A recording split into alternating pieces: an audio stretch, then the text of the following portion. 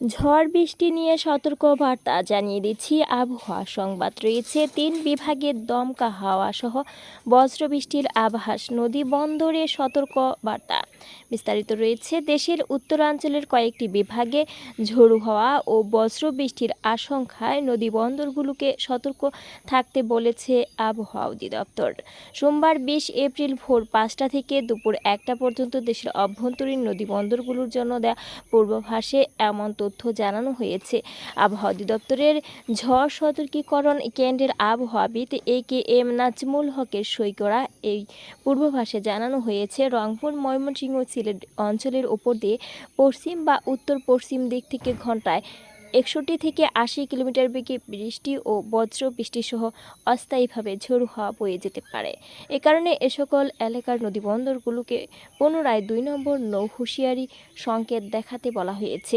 অন্যদিকে গতকাল রাতে প্রকাশিত সারা দেশের পূর্বাভাসে জানানো হয়েছে, আজ সন্ধ্যা 6টার মধ্যে ময়মনসিংহ ও সিলেট বিভাগের কিছু কিছু জায়গায় এবং রংপুর, ঢাকা, চট্টগ্রাম বিভাগের 2-1 জায়গায় অস্থায়ীভাবে দমকা হওয়া, বিদ্যুৎ চমকানো সহ বৃষ্টি বা বজ্রসহ বৃষ্টি হতে পারে।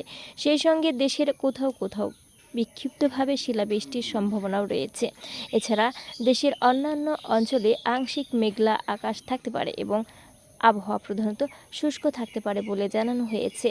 পূর্বাভাসে আরও বলা হয়েছে, সারা দেশে দিন ও রাতের তাপমাত্রা সামান্য বাড়তে পারে। জানিয়ে দিচ্ছি আবহাওয়া খবর। জানিয়ে দিব এদিকে আরও আপডেটের তথ্য। দুপুরের মধ্যে 3 বিভাগে ঝড় বৃষ্টির আভাস। দেশের 3টি বিভাগে দুপুরের মধ্যে 80 কিলোমিটার বেগে ঝোড়ো হাওয়া বয়ে যেতে পারে। একই সঙ্গে বৃষ্টি বা বজ্র বৃষ্টিরও আশঙ্কা রয়েছে বলে জানিয়েছে আবহাওয়া অফিস।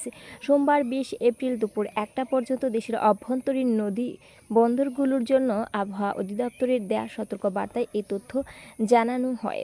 বার্তায় বলা হয়েছে, রংপুর, ময়মনসিংহ, সিলেট অঞ্চলের উপর দিয়ে পশ্চিম অথবা উত্তর পশ্চিম দিক থেকে ঘন্টায় 61 থেকে 80 কিলোমিটার বেগে অস্থায়ীভাবে ঝোড়ো হাওয়া বয়ে যেতে পারে।